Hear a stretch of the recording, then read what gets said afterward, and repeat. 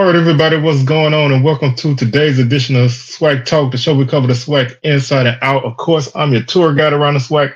See what else coming at you. And we are doing we doing an early edition of our week 3 preview. You know, if you know that they got the threat of a hurricane moving through. So I wanted to go ahead and get this out before tomorrow, because who knows what the weather going to be like in the evening time on Wednesday. So just wanted to go ahead and put this out, man, bring y'all this week 3 preview.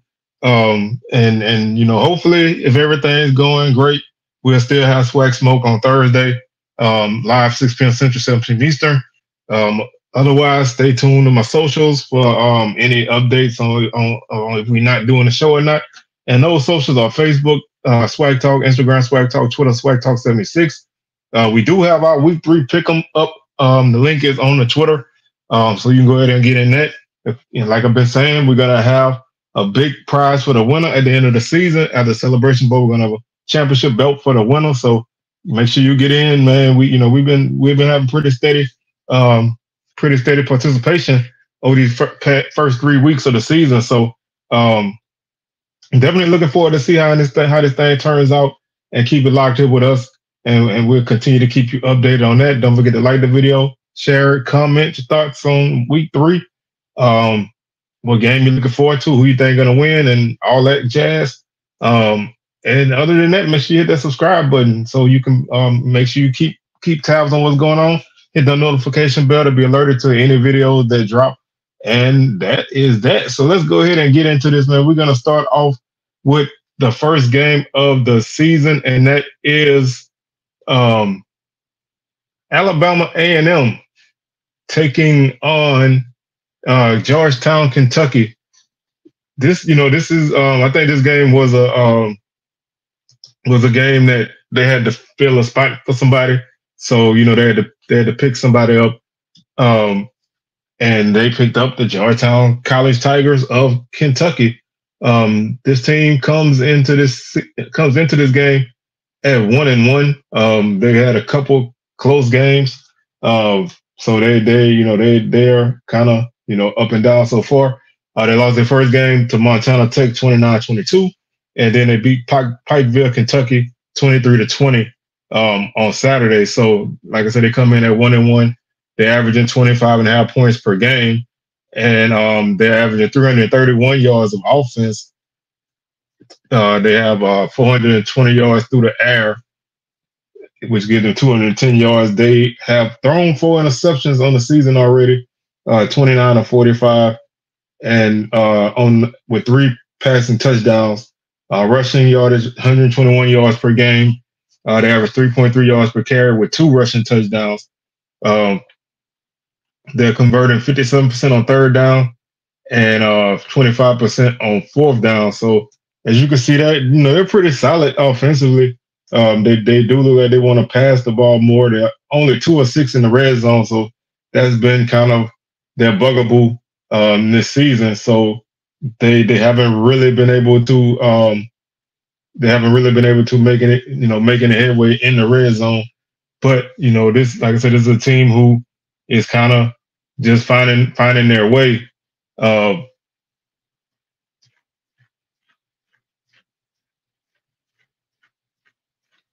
So, like I said, we're gonna not really have to dive too deep into these kind of games.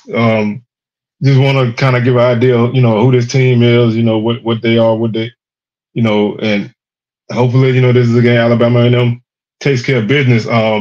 Tigers are led by Darius Neal at running back. He averages 92 yards per game, has 184 yards and 1 touchdown. He has 48 carries on the season. He is the guy. The next person has 12 carries, so he's the guy who's going to touch the ball a lot. He doesn't seem like, at least from early in the season, doesn't really seem like a guy that's going to break a big one. His longest run on the season is 14 yards, so he doesn't really have any huge plays yet. Matt Miller is the leading receiver. He has 10 catches for 86 yards, no touchdowns. Also, Jamarcus Robinson has 9 catches for 171 yards. and 2 touchdowns. So that is probably your big play guy. He's averaging 19 yards per catch. And like I said, they kind of spread it around. They have 4 guys with at least 4 catches, but Robinson seems to be the guy who gets the bulk of the work. He does have a 42-yard reception on the season.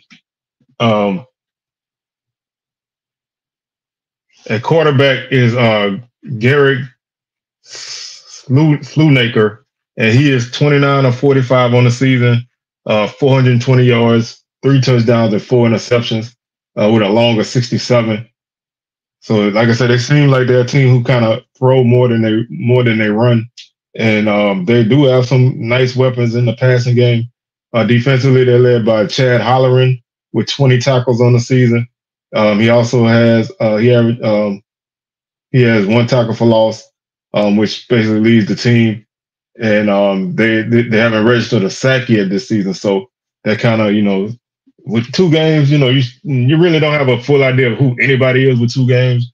But these guys seem like they want to kind of throw the ball around, and they can be a dangerous foe if the Bulldogs don't come in focused. A&M comes in at 1-1, lost to Auburn in the first game 73-3, beat Kentucky State 49-7.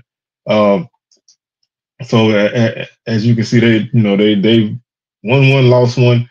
Right now, they're averaging 26 points per game, giving up 40 total rushing offense. They're averaging 151 yards on the ground, giving up 107 through the air, 298.5 with 5 touchdowns and 2 interceptions. They have 2 rushing touchdowns, 301 yards through the air for the opponents, 7 touchdowns, 1 interception. They are 53% on 3rd down and 50% on 4th down. Opponents 50% on 3rd down, and they haven't converted. They haven't converted a 4th down. The defense has generated 3 sacks and they've allowed 5.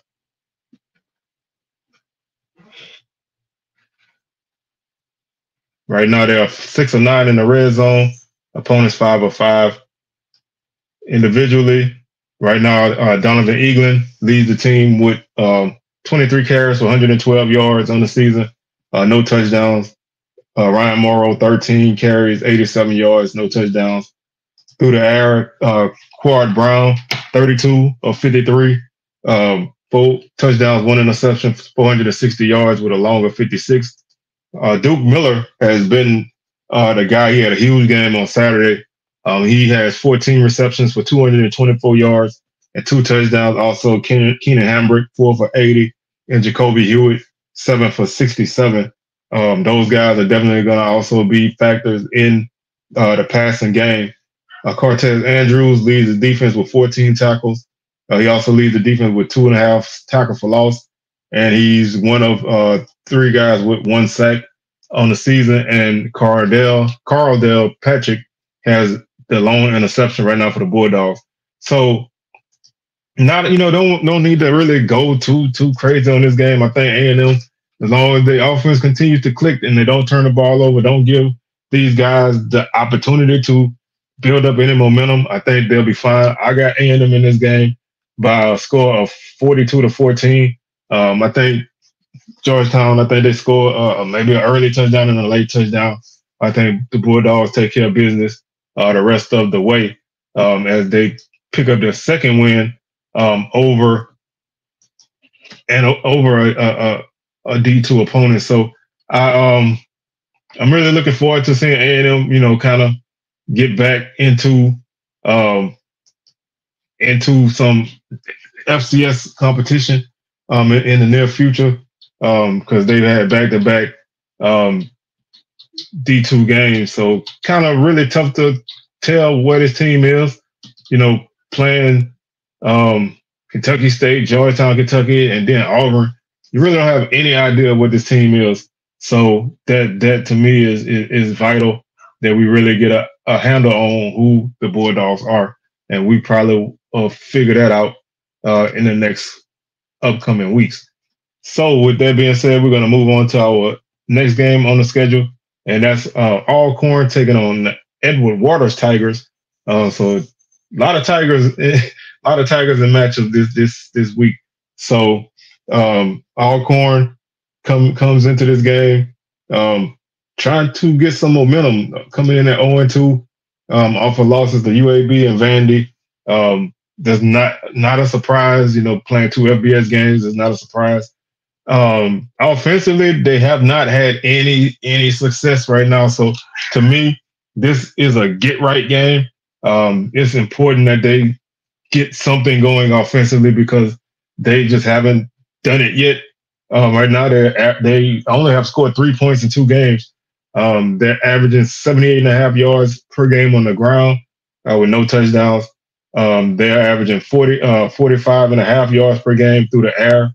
No touchdowns, 3 interceptions, and 124 yards of total offense on the season, 2.3 yards per play. Defensively, they're allowing 272 yards on the ground with 6 touchdowns, 157 through the air, 3 touchdowns, and 1 interception. 429 yards of total defense, 6.2 yards per play. On third downs, they have been, that's a microcosm of what the season has been there. 19% on third down. They haven't attempted a fourth down. 48% for the opponents on third down and 50% on fourth down. Alcorn's fumbled 3 times and lost 1. The opponents have fumbled twice and lost both of them. So Alcorn does have 3 takeaways to 4 turnovers, which the turnover margin is not that bad when you consider the level of competition, but they just haven't been able to really move the ball. They've generated 2 sacks as a defense, and they've given up 6. When you look at some of the leaders right now, Tyler Macon has 43 yards to lead the offense on the ground. Xavier Vaughn 32. So your top 2 rushers right now are your quarterbacks, and that's kind of tough right now. Vaughn is 10 of 21 through the air for 45 yards. He leads the team right now, and receiving. Diablo McGee has 2 catches for 34 yards. Tavarius Griffin has 4 catches for 21 yards. Defensively, Jeffrey McKelton has 11 tackles. Edward Summerall has 11 tackles as well. Stamarion Edwards leads the team with 3 tackles for loss. He also has 1 sack, and Brandon Gibson has a sack. Looking at Edward Waters, they come into this game at they're 1-1 and 1-0 in conference. They beat Morehouse in week 1, and then this past week they lost to Florida Memorial 31-21. So Florida Memorial has been a thorn in these guys' side the last few years, but right now they're averaging 24.5 points per game, giving up 21. They are averaging 137.5 on the ground, giving up 175.5. 101.5 yards through the air, 87.5 through the air for the opponents. They have 2 touchdowns and 2 interceptions through the air. They have 5 rushing touchdowns. The opponents have 4 rushing touchdowns and 1 passing touchdown with 5 interceptions. So they have been ball hawking in these first 2 games, forcing turnovers against the conference foe and the non-conference foe. Total offense, 239 yards of offense for the Tigers, 7 touchdowns. 3.8 yards per play. Opponents average 5 yards per play, 263 yards of offense, 5 total touchdowns. When you look at this team on third down, they're at 29.6% and 75% on fourth down. The opponents 34% on third down and 33% on fourth down. They haven't got a sack yet as a defense, and they've given up 5 sacks. Some of the individual guys that you can kind of keep an eye out on are Brady Tillman. He has 23 carries for 125 yards. No touchdowns, averaging 5.4 yards per carry. Also, Gregory Mango has 15 carries for 109 yards, averaging 7.3 yards per carry and 1 touchdown. So he's a guy who seems that like he can break one. He has a 57-yarder on the season.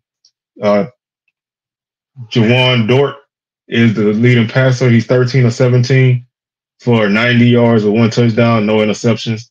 When they go to the air, the leading receiver is Johnny Jones. He has 10 catches for 75 yards, no touchdowns. Defensively, Trevon French leads the defense with 12 tackles. He also has 1 tackle for loss. D'Angelo Sapp has 2 tackles for loss to lead the defense. Like I said, they have no sacks. And they have 5 interceptions. French has 2. And then there are 3 guys with 1. This game is simple. Alcorn just has to take care of business. You have to, well, number one, you have to respect the opponent. That's number one. After you kind of give them their due, then it's all about Alcorn. This game is about Alcorn taking care of business, finding some offense because it's been tough sledding the first 2 weeks. So we really have no idea what this team is because they could have a solid offense, but they haven't been able to generate anything in their 2 FBS games. So going from 2 FBS games to a D2 game is such a change. You're still probably not going to know exactly what Alcorn is after this game, but it's going to start to, ramp up with the FCS games after this.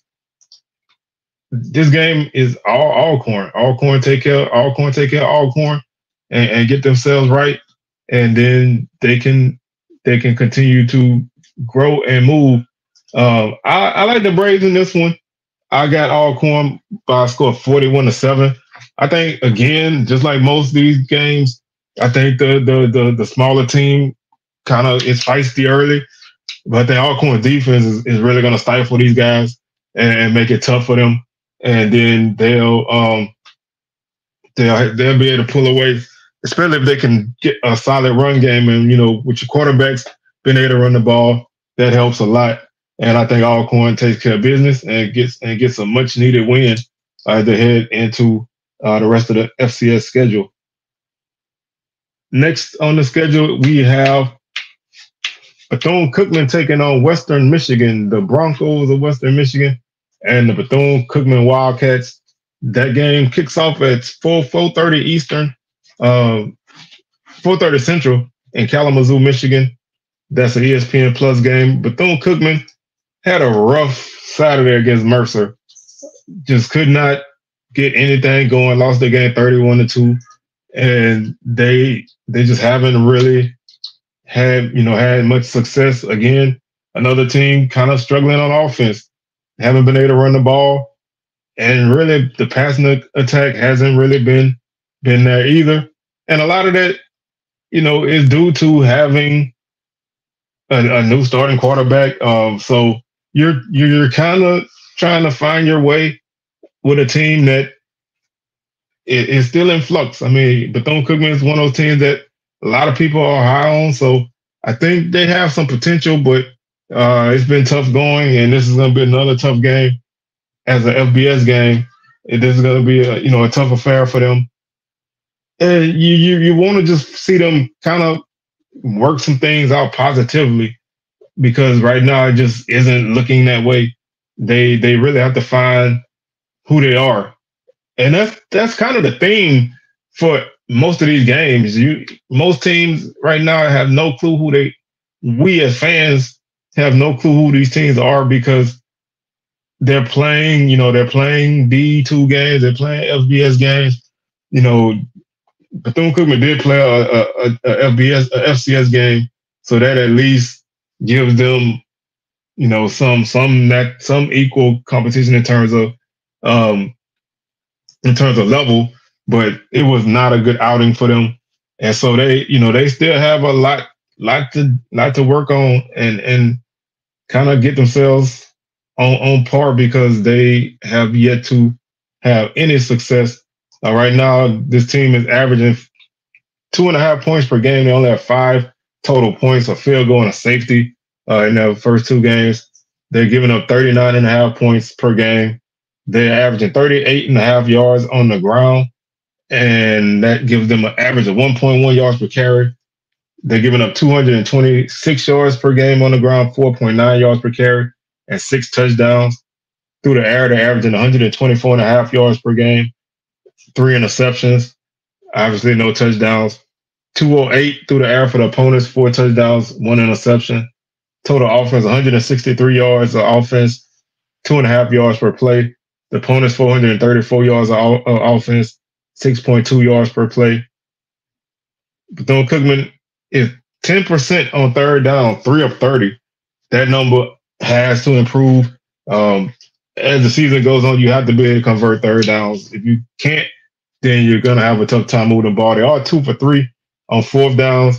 Opponents are 40% on third down and 40% on fourth down. They do have 6 sacks as a defense, so they have had some sort of pass rush, but they're also giving up 5 sacks. So they are kind of struggling to protect the quarterback as well. Courtney Reese leads the team right now with 21 carries for 36 yards, 1.7 yards per carry. Cam Ransom is the leading passer, 26 of 48, no touchdowns, 2 interceptions, 212 yards on the season.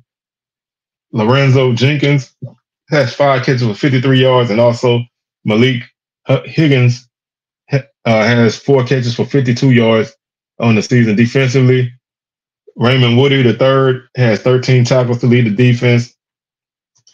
Tackles for loss, E.K. Brown, 2.5 tackles for loss to lead the team. He also has 2.5 sacks, and Woody has the interception. Taking on a Western Michigan team who is a member of the MAC. We're gonna look at the Broncos and see what they bring to the table. Right now they are 0-2, so they're looking for their first win. They lost to Ohio State on Saturday by a score of 56-0. So they had their money game. They've had 2 quote unquote money games as well. So they lost to Wisconsin 28-14, and then they lost to Ohio State 56-0. So they also are trying to find out who they are. This game, looking at this game right now, there's neither team, really has anything positive going offensively. The Broncos averaging 7 points per game. They're giving up 42. They're averaging 74 yards on the ground, 2.3 yards per carry with 2 touchdowns, giving up 234 yards on the ground, 5.5 yards per carry and 9 touchdowns. Through the air, they average 106 yards per game, no touchdowns, 1 interception. The opponents 301 through the air, 2 touchdowns and no interception. Total offense 180 yards per game and 3.5 yards per play. Opponents 535 yards per game and 7 yards per play. They're converting 24% on third down and 50% on fourth down. They have 3 sacks as a defense. The opponents have 4 sacks, and they've converted 50% on third down and 100% on fourth down. So they have not been able to get off the field. When they get the third down stop, they seem to be giving up a fourth down conversion, and they just haven't really had a lot of success right now. Jalen Buckley is the leading rusher with 16 carries for 64 yards and 2 touchdowns. He's having 4 yards per carry. Right now, Hayden Wolf is the leading passer. He's 20 of 33 for 212 yards, no touchdowns, 1 interception. When he goes to the air, Anthony Sambucci is his leading receiver. He has 5 catches for 53 yards. Right now, this team doesn't really have a lot of explosive plays. The longest run on the season is 26 yards. The longest pass is 24. Defensively, they're led by Donald Willis. He has 21 tackles on the season, and he also has 1 tackle for loss. He's tied with a bunch of guys with 1 tackle for loss. And Jacob Wahlberg, Isaiah Green, and Corey Walker each have 1 sack, and they have no interceptions. This, kind of like we were saying, about Alcorn and Alabama A&M get right games. This is probably Western Michigan's get right game. I think they're gonna be able to do whatever they want right now. But Bethune-Cookman offensively just hasn't been there, and this is their second FBS game of the season, and their third tough opponent. So they're gonna be battle tested and kind of understanding what's what, but they still have to be able to have some success moving the ball. That's the only way you're gonna keep things competitive in this game is if you can find some kind of offense. And I still feel like this is a team that definitely needs to run the ball because I don't really see them with a lot of explosiveness. So I think they need to be a team that can kind of move the ball down the field, control the clock, and, let your defense make some plays. So I don't really see a lot here for Bethune-Cookman. I got Western Michigan by a score of 52-3. I'm hoping the Wildcats can get some things together. They do get a get right game next week. They play Clark Atlanta. So if they can survive the first 3 games of the season and kind of get themselves in a better position, I think they'll be okay once they get into conference play because once you get in the SWAC play, anything can happen. Everybody has rough non-conference schedules in terms of wins and losses. So once you get in the conference play, things start to even out. And, having that Clark Atlanta game next week can help turn the tide. My thing is as long as they can come out and, just play decent ball and don't make a lot of mistakes to hurt yourself. I think they'll be fine as far as moving forward. We have one more FBS game, and that's Prairie View going to East Lansing, Michigan to take on the Spartans of Michigan State. That's a 2:30 p.m. Central Time kickoff. And Prairie View comes in off of a big win against Northwestern State. Probably could have won by more. They threw 2 pick sixes, and that gave them that gave Northwestern State basically 14 points that they wouldn't have had. But at the same token, Northwestern State had an untimed down at the end of the game, and Prairie View got a big stop at the 1. So they could have easily lost this game 38-37, or they could have won this game 37-17. So 37-31 was the actual score. Still a good win, good bounce back win coming off of that Texas Southern game, which as the season moves on, maybe that loss looks a little flukish as the season moves on. I'm not saying it is.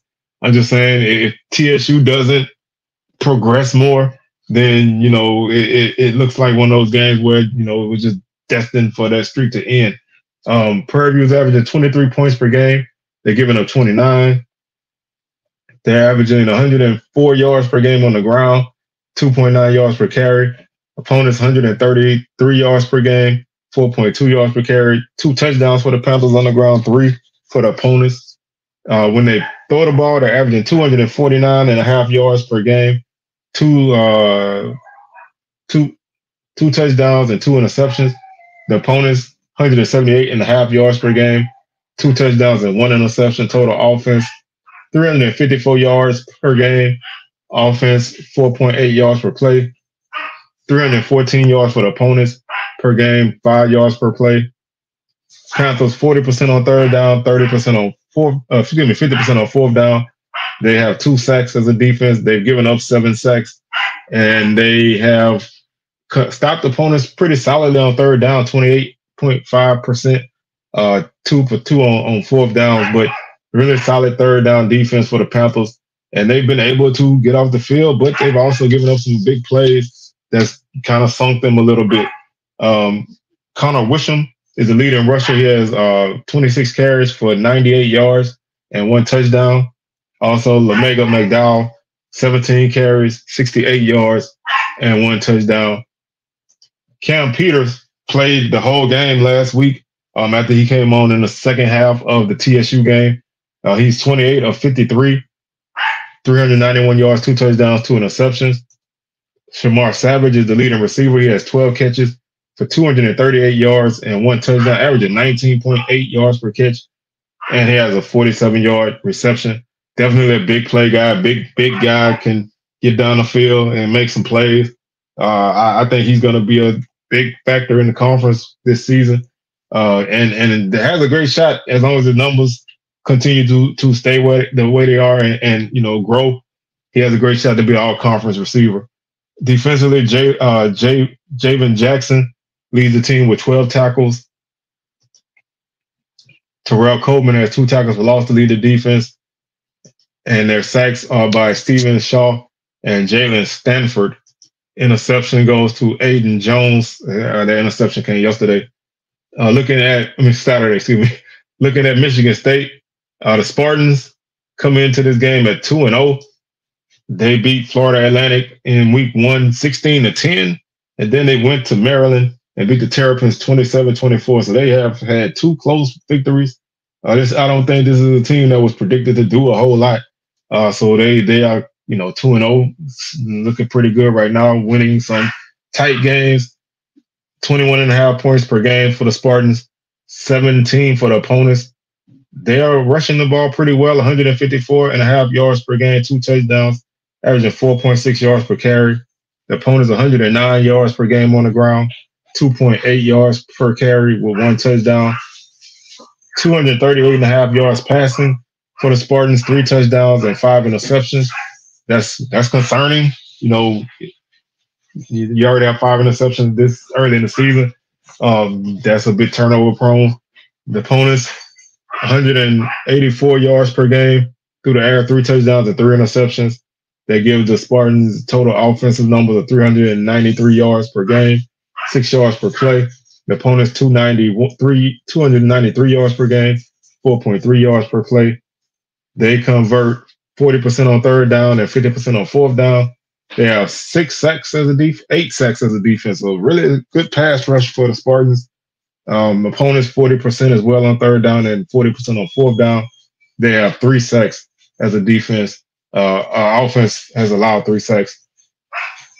K'Ron Lynch Adams is the leading rusher. He has 19 carries for 147 yards and 1 touchdown. Nate Carter also has 30 carries for 107 yards on the season. Aiden Childs is the quarterback. He's 34-63 for 477 yards. He has 3 touchdowns and 5 interceptions. When he goes to the air, Nick Marsh is his leading receiver. He has 9 catches for 205 yards, averaging 22.7 yards per catch. Has a longer 77 and 1 touchdown. So definitely that guy you want to know where he's at all times. Seems like he's been making some big plays for them this season so far. Angelo Gross leads the defense with 17 tackles. Jordan Turner and Chris Boggle have 30.5 tackles for loss apiece. Boggle has 2.5 sacks, and interceptions go to Charles Brantley, Angelo Gross, and Nakai Martinez. So this game, again, like most of these FBS games, to me, the key is to just manage this game, get in, get out, play hard, and see where you stand early. If things don't look like they're going your way, then you just take advantage of those reps against a powerful opponent. I think Michigan State, I think they're gonna, again, they're probably gonna start pretty fast. I like them with a score of 49-10. I think Prairie View may be able to get some kind of run game going to kind of kill some clock.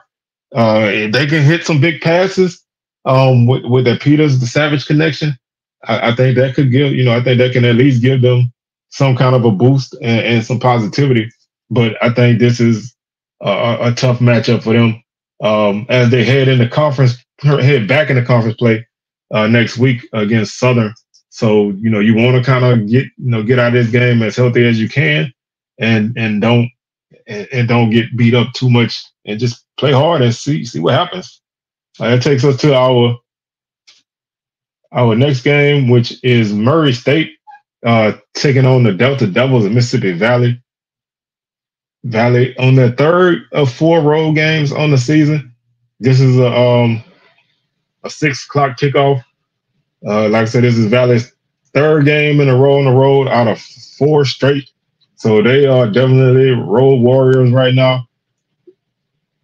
And they've been a mixed bag, man. They had a pretty decent effort against Lamar last week. Had a horrible game. There's no other real way to put it. had a horrible game against Tennessee State to open the season, but kind of had some opportunities in that game against Lamar, but just couldn't really get over the hump. Had a couple plays here and there that could have went their way, but they ultimately didn't. And that's how you find yourself at 0-2, going on the road for a game against Murray State. Valley hasn't really, they haven't really had a lot of success. They all averaging 17.5 points per game.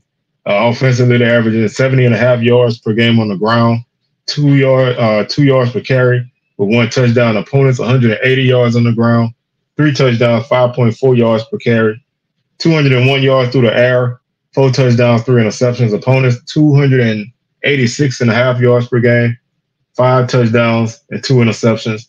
Valley 272 yards of total offense. It's 4.2 yards per play, 466 yards per game for the opponents, 7.1 yards per play.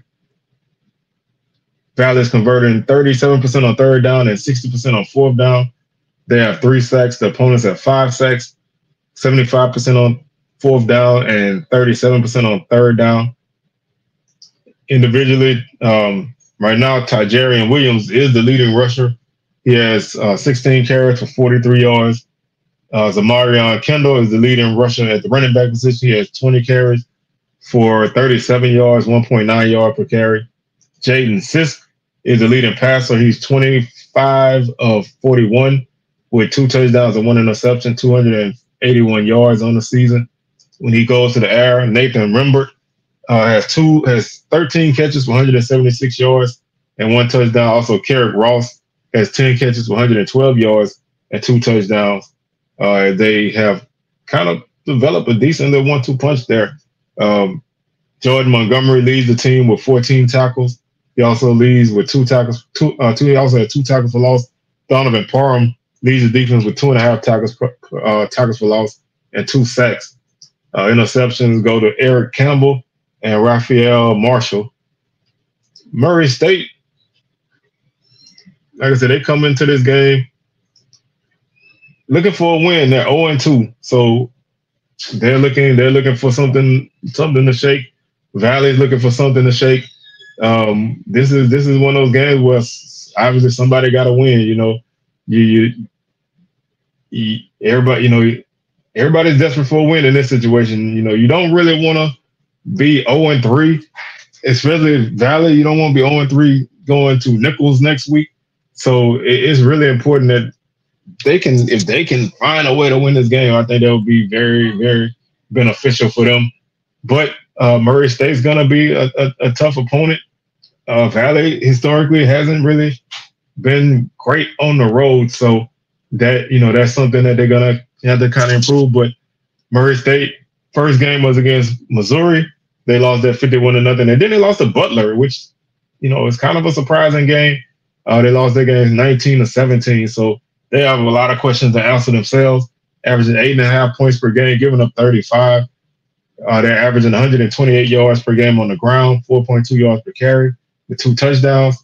They're giving up 171 yards per game on the ground, 3.9 yards per carry, and 6 touchdowns, averaging 34 yards through the air. So they've had a rough time passing the ball, 17 of 30, no touchdowns, 2 interceptions, giving up 291 yards per game through the air, 1 touchdown and no interceptions, 162 yards of offense per game, 3.6 yards per play. Opponents 5.7 yards per play, 462.5 yards per game. 25% on third downs, 50% on fourth down. Opponents 58% on third down and 25% on fourth down.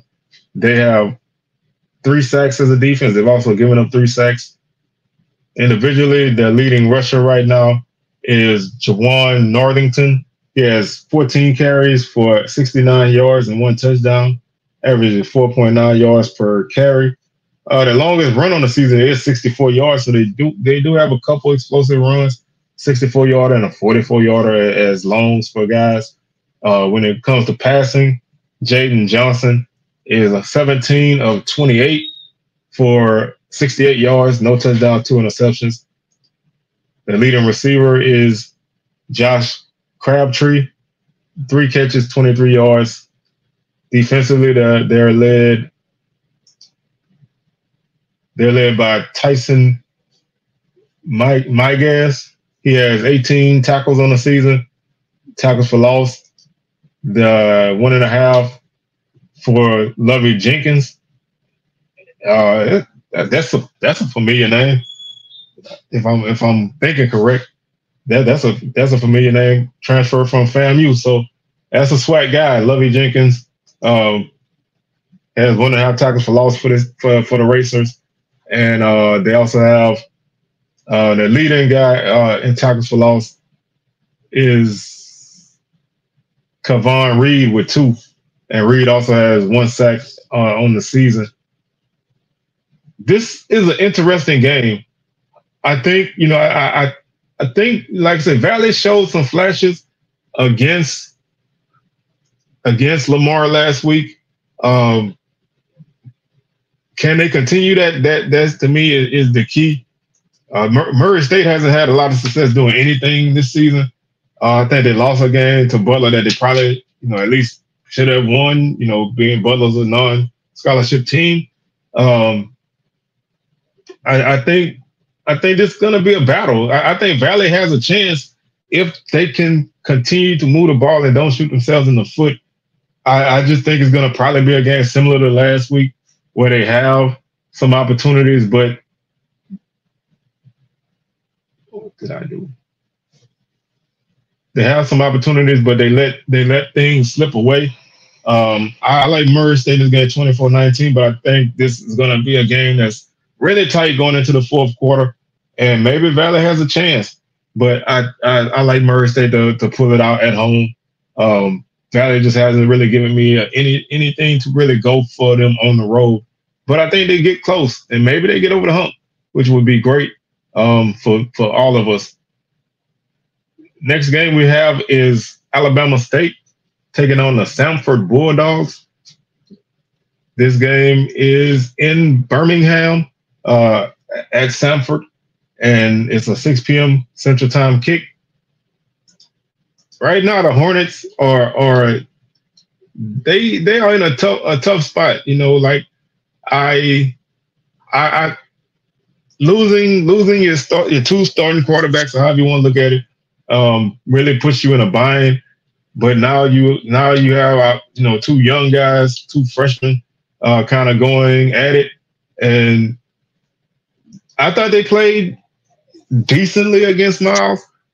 The score was 24-3. I think the defense carried this game, especially in the second half, because they did not move the ball at all in the second half, and that's kind of indicative of of the offense being led by a guy who probably wasn't really expecting to play.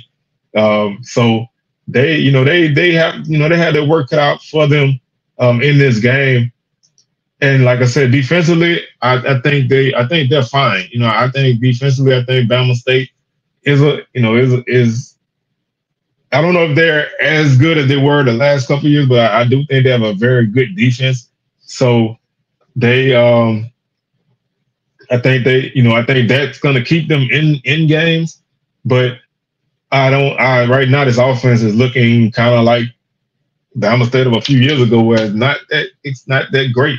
They're averaging 24 points per game, giving up 17, 197 yards per game on the ground, 3 touchdowns, 4.7 yards per carry, 98.5 yards per game on the ground for the opponents, 3.1 yards per carry, 3 touchdowns for the Hornets, 2 for opponents, 88 yards through the air, 2 touchdowns, 3 interceptions, 153 yards per game through the air for the opponents, 1 touchdown, 2 interceptions, 285.5 yards of total offense per game for the Hornets.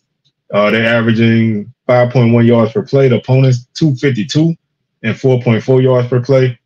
They have 28% on third down and 50% on fourth downs. They also have 6 sacks as a defense, which is no surprise. They've given up 6 sacks. The offensive line has struggled a bit. 33% on third down for the opponents and 0 for 5 on fourth downs. Individually, Daquan Kinsey had a big 65-yard run in the game last week, 1 touchdown, 163 yards on 21 carries. Seems like he's going to be the guy maybe to take that to take the reins. Jamari Holdsclaw and AJ Gates and Marcus Harris are all guys that can get it done in the run game. James Hayes was 5 of 11 on the season for 88 yards. Also, Zach Sims got some action. He went 0 for 1. Expect to see both of those guys maybe play on Saturday. Asa Gregg has 2 catches for 74 yards and 1 touchdown. He had a 60-yard reception last week. Jalen Jones is the leading receiver with 4 catches on the season. Defensively, DeMarcus Cunningham has 13 tackles to lead the defense. Traquan Thomas, 3 tackles for loss and 3 sacks. He was the SWAC Defensive Player of the Year this past week. Defensive Player of the Week this past week. I am all over the place. So expect him to generate some good pressure from that D-line. The linebackers have been solid. Secondary has been making plays. James Burgess got his first interception of the season this past week. And Amon Scarborough got one as well. They're taking on a Samford team that this is their first FCS game. They lost to West Georgia 38-29, and they lost to Florida 45-7. So they come in at 0-2. Already lost the. They're really struggling right now. Where this team, this makes for an interesting matchup. The Bulldogs average 18 points per game. They give up 41.5. They average 109 yards per game on the ground, 3.0 yards per carry, 3 touchdowns. They give up 175.5 yards per game on the ground, 4.4 yards per carry, and 6 touchdowns through the air. 225 yards per game, 2 touchdowns, 1 interception. 368 through the air for the opponents, 5 touchdowns and no interceptions. Total offense, 335 yards of offense, 4.6 yards per play. 544 yards of offense for the opponents, 7.7 yards per play. They're converting 40% on third down, 100% on fourth down. They have 2 sacks. They're giving up 5 sacks. Opponents are 50% on fourth down and 48% on third down. Their individual guys are Quincy Crittenden. He has 30 carries for 88 yards with 2 touchdowns. When they go to the air, he's also their quarterback. So he has 48 of 72, 2 touchdowns, 1 interception, 451 yards. Micah Kelly is the leading rusher from the running back position. He has 16 carries for 57 yards. When they go to the air, Brandon Jenkins has 8 catches for 137 yards and 1 touchdown. Also, Ian Cousin has 8 catches as well for 98 yards. And DJ Riaz has 8 catches for 83 yards. And Preston Bird has 7 catches. EJ Mason has 7 catches. So they spread the ball around. They have 6 guys with at least 4 catches. So they do spread the ball around. They just haven't really had any success in these games. Noah Martin leads the defense with 22 tackles. Tackles for loss, Jaden Mosley with 1.5. He also has 1 sack. And Thomas Neville has the other sack. Defensively, they have no interceptions. This is a tough game for me to look at. If Bama State's quarterback situation was better, I would honestly go with the Bulldogs because with the Hornets, because I think if their offense was running the way that it was intended to run with their defense, I think they would have a really good chance. But I'm just still a little hesitant with the quarterback situation. I think in a game like this can hurt you. Samford is not really a team that seems like they're gonna be world beaters, but I think with Bama State's offensive situation, they're gonna put their defense in some tough spots, and they're gonna, Bama State's defense has shown that they could give up a play or two, but they've also shown that they can slam the door when they need to, and I just think this is not the kind of game that you want to have your defense consistently on the field for long stretches of time. I think Samford, with that passing attack, I think they win this game 26-12. If Bama State can, if they can run the ball and help their quarterback out and don't put them in too many tough situations, maybe they can make this a tighter game. But I just have, a lot of concerns there because this is not the offense that anybody thought that Bama State would have. So, only natural that you kind of have to feel your way around in this situation. But I think the Bulldogs, if they can get any kind of offense going, that defense I think can stay fresh, and I think that would help them a lot. So it's on the offense really to get going. The next game we have is Grambling taking on Texas A&M Commerce, the Lions. This is a road game for Grambling as they go. As they go to Commerce, Texas, that's also a 6 p.m. kickoff. Grambling had a really good first half against Tuskegee. I think they kind of let off a little bit in the second half. Tuskegee scored some late points to make the game look a little bit better than what it was. But I think Grambling, I think they're a team who we're still figuring out who they are again. Just like most teams, we're figuring out who they are. They're only a couple of weeks into the season, and new coaching staff and everything. I think they're kind of feeling their way around. But they do have some solid weapons. I just think that they are in a position where we haven't really been able to see the real Grambling yet. They have a FBS game and a D2 game, so this is their first FCS matchup. They're averaging 23.5 points per game. They're giving up 30. They average 68.5 yards per game on the ground. That's a number I definitely expect to improve. 111 yards allowed as a defense on the ground.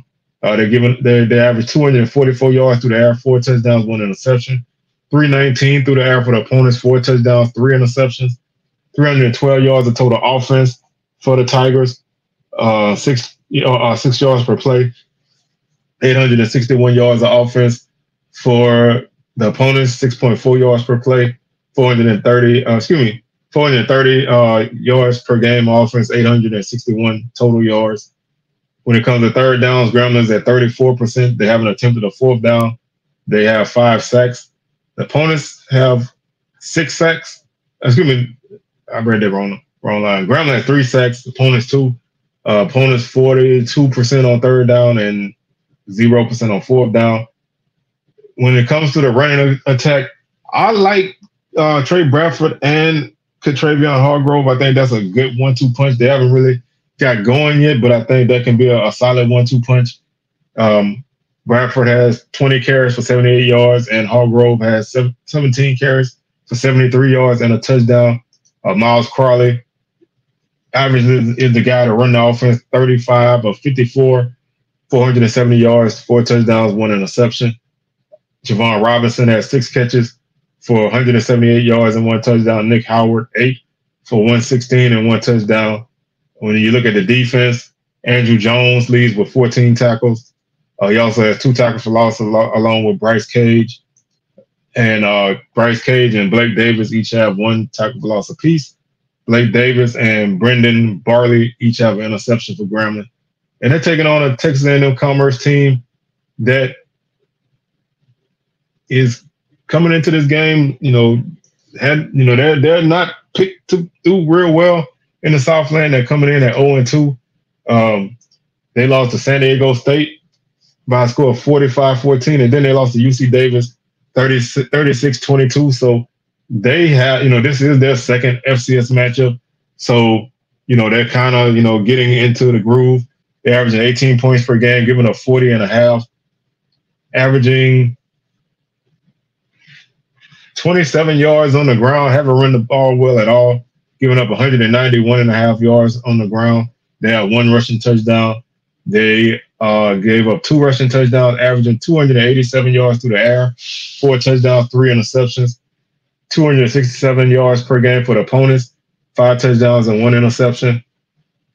314 yards per game for the Lions, 4.6 yards per play. The opponents, 458 yards per game, 6.3 yards per play. They have converted 37% on third down and 83% on fourth down. They have 4 sacks. The opponents have 5 sacks. Opponents 40% on third down and 50% on fourth down. When you look at their individual guys, E.J. Oakman has 16 carries for 44 yards and 1 touchdown. Ron Peace is 33 of 61 passing for 469 yards, 3 touchdowns, 2 interceptions.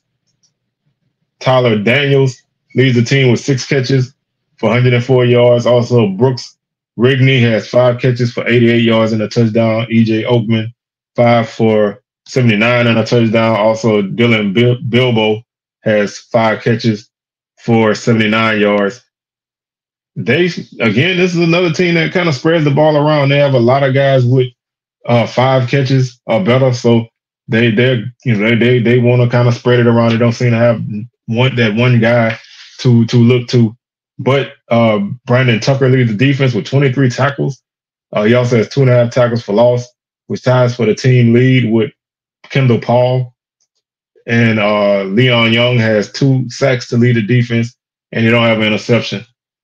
This team is not playing well. So they're not playing well, and they are a team who isn't really looked at as being a good team. So I think this is a game that Grambling really needs to find a way to win. I think if you struggle in this game, I think that's going in the wrong direction. I like Grambling in this game because I like Miles Crawley at quarterback. They have some great playmakers at wide receiver, and I like that 1-2 punch in the backfield of Hargrove and Bradford.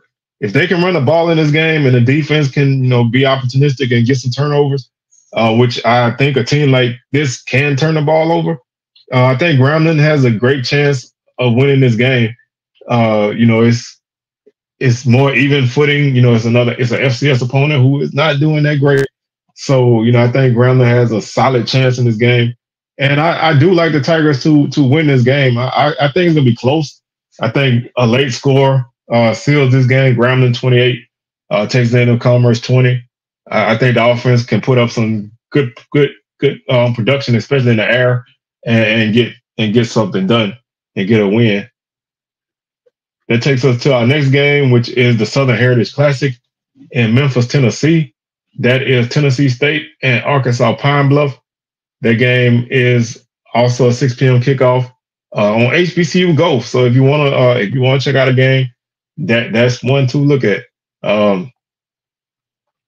That's a big thing there. Pine Bluff had probably one of the oddest first 2 weeks of any team ever. They lose their first game to Arkansas 70-0. They beat Arkansas Baptist 73-0. So they're kind of all over the place. And this is the prime example of a team that we don't know enough about. They're averaging 36.5 points per game, and I'm not gonna take anything away from them putting up those points on Arkansas Baptist, because this is a team that has really struggled to score points and move the ball. So no matter who it was against, I think it's positive that they were able to do that.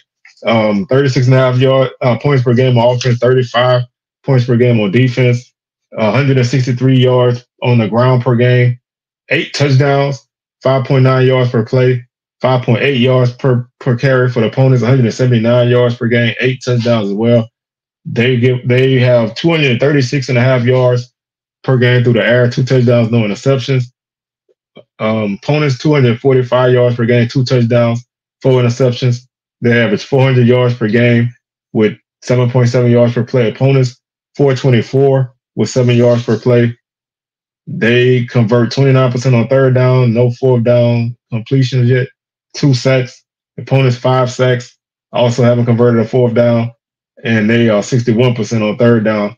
So, like I said, these numbers are weird because, like I said, on the defensive side, they're high because of the Arkansas game. On the offensive side, their numbers are high because of the Arkansas Baptist game. So where this team is somewhere in the middle, obviously. O'Shawn Ross had a big game for Pine Bluff. last week. He had 100. He has 113 yards on the season with 10 carries and 3 touchdowns. Also, Jonas Davis, 11 carries for 61 yards and 2 touchdowns, averaging 5.5 yards per carry. Mekhi Higgins, 26 of 45, 473 yards, 2 touchdowns, no interceptions. Javonte Gibson, eight catches, 204 yards, and a touchdown. Also, Armani Roan, 5 catches, 109 yards on the season. Defensively, Kyle Volk has 13 tackles. Tackles for loss, Anais Lukeman, 2.5 tackles for loss. And he also has 1.5 sacks to lead the defense. And Amarion Mingo leads the team with 2 interceptions.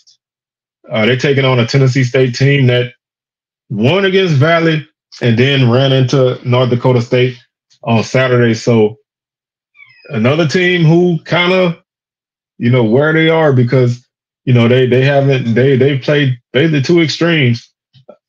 I do think this is a solid team. I think they're going to be a really tough team in the Big South OVC. I don't know how high they're going to finish. Last season, they were in good position and faded down the stretch. This season, who knows? But they do have talent, and this is going to be a tough test for Pine Bluff. Tigers, 22 points per game. They're giving up 36.5. They average 105 yards per game on the ground. 1 touchdown, 3.5 yards per carry.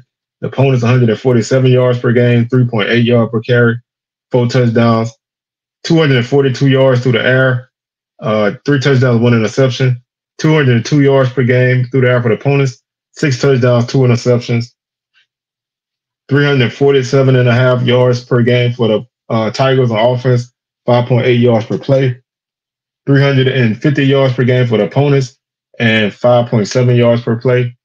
Tigers convert 34% on 3rd down, 50% on 4th down, and they have 3 sacks. They've given up 3 sacks. The opponents 100% on 3rd down and 48% on 100% on 4th down, 48% on 3rd down. Jaden McGill has 11 carries right now for 51 yards. Also, Jordan Gant has 15 carries for 50 yards. Gant is their top back, and he's kind of getting off to a little bit of a slow start. Draylon Ellis, 38 of 58, 434 yards, 3 touchdowns, and 1 interception. When he goes to the air, Jal Dean, 12 catches for 195 yards and 1 touchdown. Defensively, Deon Villers has 15 tackles. Eric George, son of Eddie George, has 3.5 tackles for loss. He also has 1 sack, along with Tyler Moore. Interceptions go to Malik Ganaway and Reggie Boogie Trotter.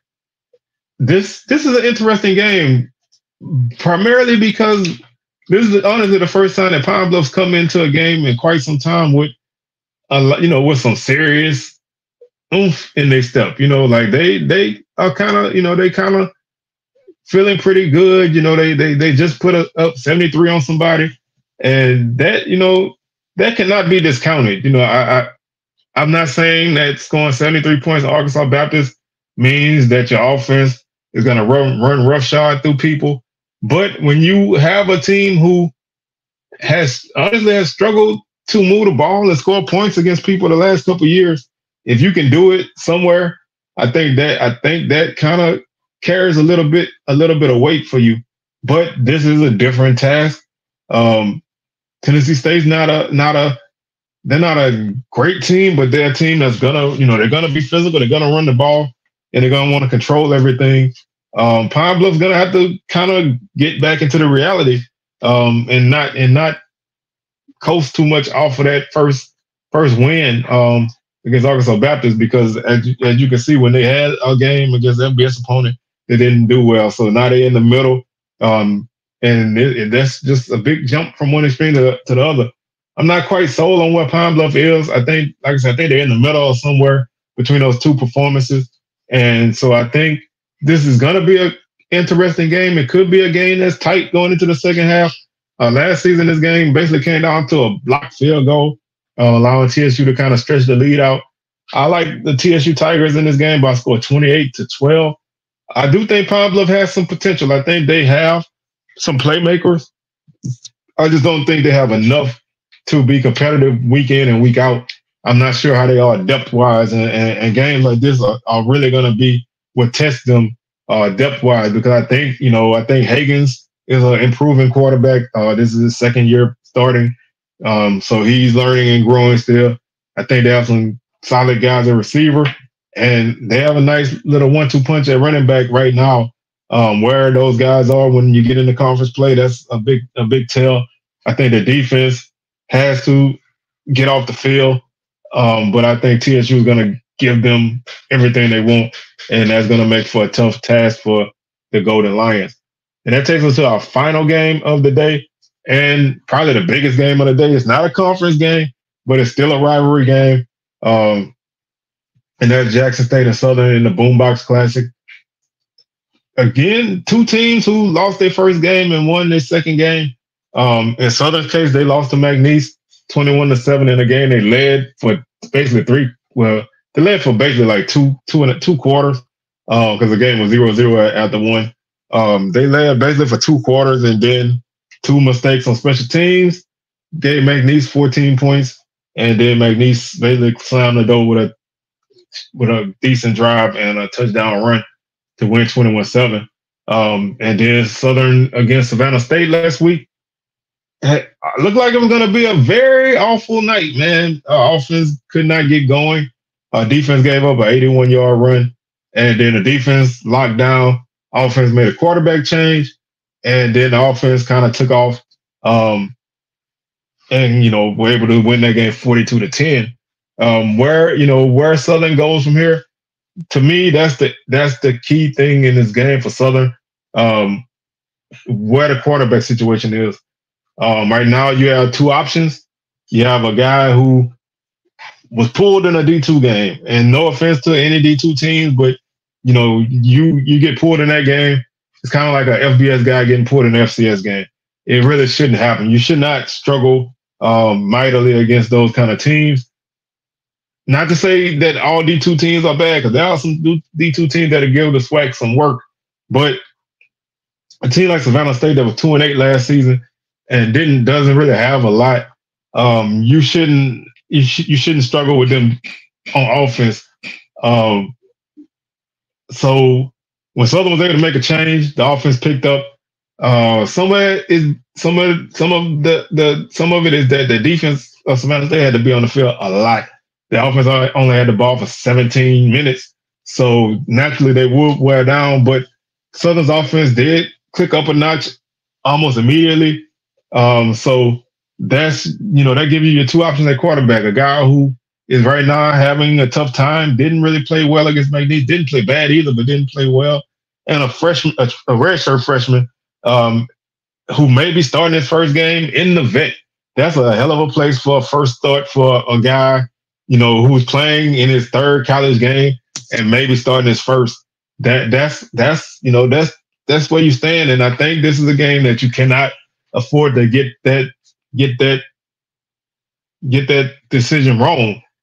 Because if you fall behind against Jackson State, you're definitely going to lose. The offense doesn't play well, and defense has to continue to come on the field. It's going to be a long day for the Jaguars. But looking at this team right now, they're averaging 24.5 points per game, giving up 15.5. They are running the ball for, right now they're averaging 129 yards per game on the ground, 3 yards per carry, 107 yards per game for the opponents, 3.4 yards per carry, 247.5 yards per game through the air, 3 touchdowns, 2 interceptions. Opponents 61.5 yards per game, no touchdowns, no interceptions. Total offense 376 yards per game, 4.9 yards per play. Opponents 168.5 yards per game, 3.3 yards per play. Southern is at 47% on 3rd down, 50% on 4th down. 4 sacks. They've allowed 4 sacks. Opponents 50% on 3rd down and 50% on 4th down, 25% on 3rd down.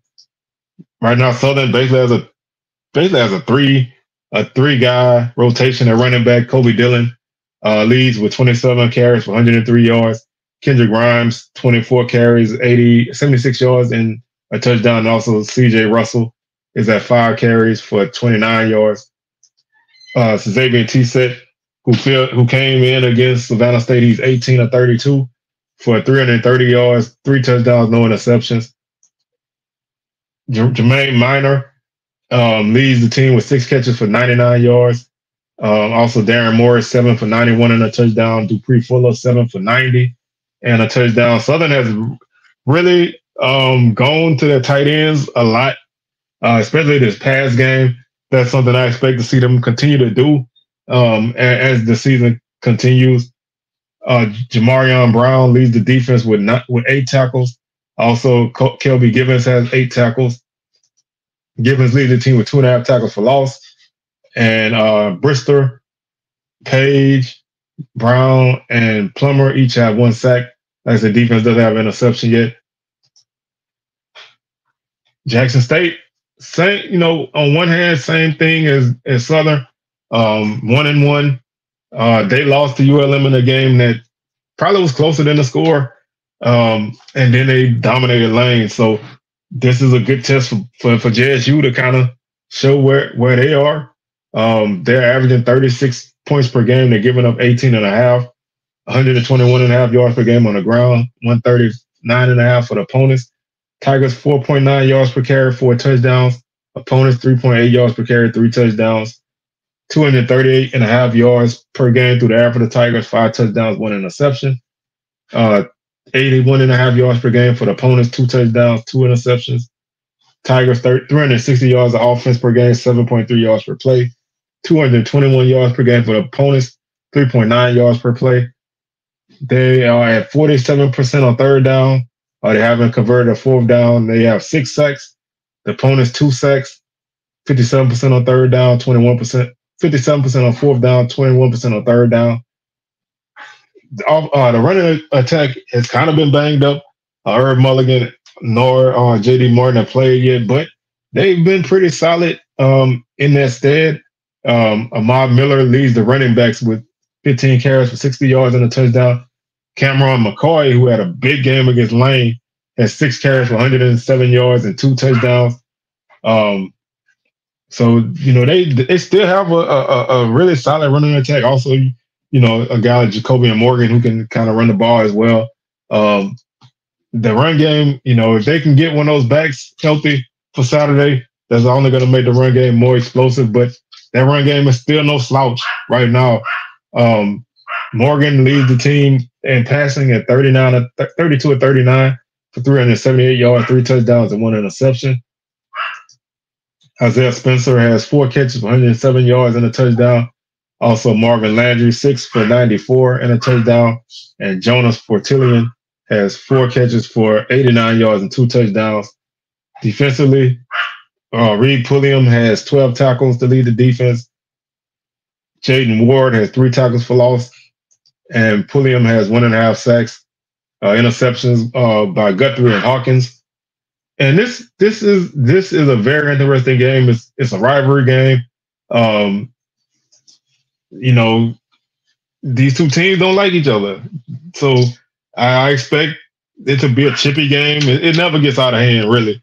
But I expect it to be a chippy game. I think it's going to be a spirited game.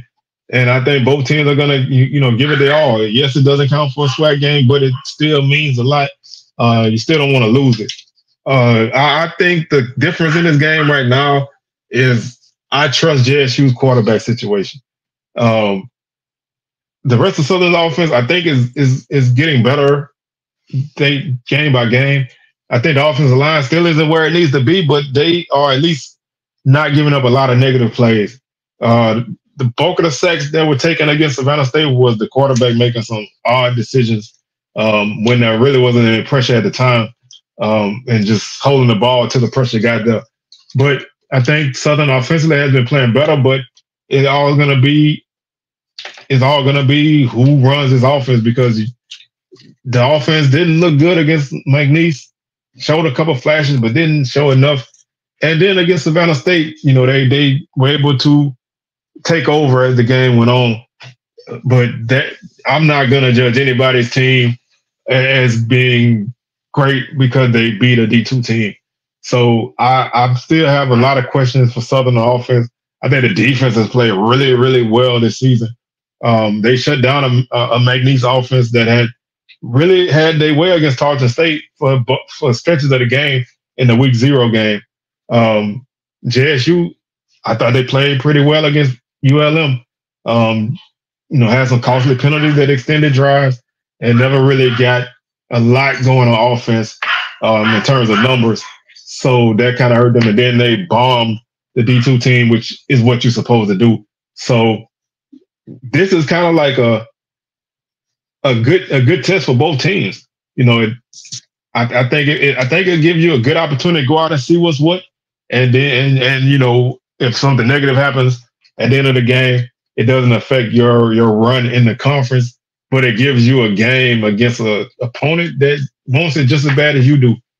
I just, like I said, because I trust JSU's offense a little bit more, I think, if they can get some yardage on the ground, that'll open up some things for them through the air.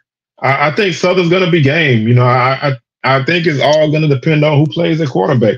I don't want to put a lot of pressure on a redshirt freshman to come into the vet and have to throw for 350 yards and 3 touchdowns for Southern to win this game. Southern needs to be able to run the football in this game to take the pressure off of whoever's at quarterback. With that being said, as much as I don't like to say it, but it's all up. I think JSU wins this game. I think it's going to be close because typically these games are close. There are blowouts from time to time, but typically these games are close no matter what these two teams' records are. I think JSU wins this game 24-17. It may be a game that maybe finishes looking closer than what it is. Or it could be a game where they go back and forth. Who knows? But I think Southern has a big question to answer at quarterback. And if they answer it wrong, it's going to impact this game and the rest of the season. So I think JSU, with a better quarterback situation, I think they win this game. And, that doesn't feel good to say, but, you got to go with your head and not your heart. And, that's why I'm going with JSU in this one to win this game. So with that being said, man, I'm your tour guide around the SWAC. See Wells signing out, and I'm going to catch y'all on the rebound. Peace.